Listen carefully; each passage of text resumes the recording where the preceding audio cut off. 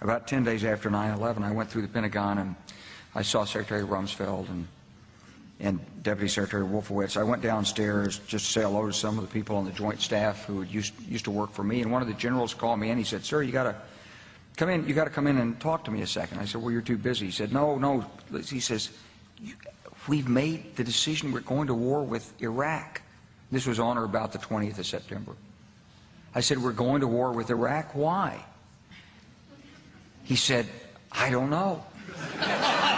He said, "I guess they don't know what else to do."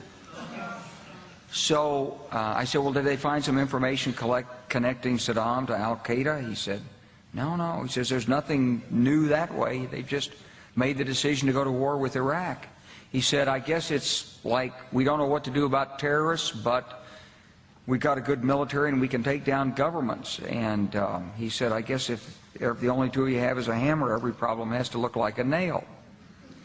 So I came back to see him a few weeks later, and by that time we were bombing in Afghanistan. I said, "Are we still going to war with Iraq?" And he said, "Oh, it's worse than that."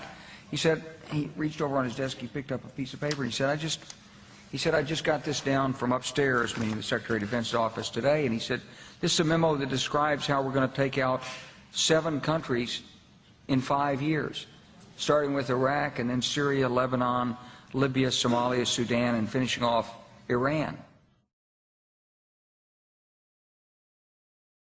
The truth is about the Middle East is, had there been no oil there, it would be like Africa. Nobody is threatening to intervene in Africa. The problem is the opposite. We keep asking for people to intervene and stop it. And there's no question that the presence of petroleum throughout the region has sparked great power involvement. Whether that was the specific motivation for the coup or not, I can't tell you, but there's always been this attitude that somehow we could intervene and use force in the region.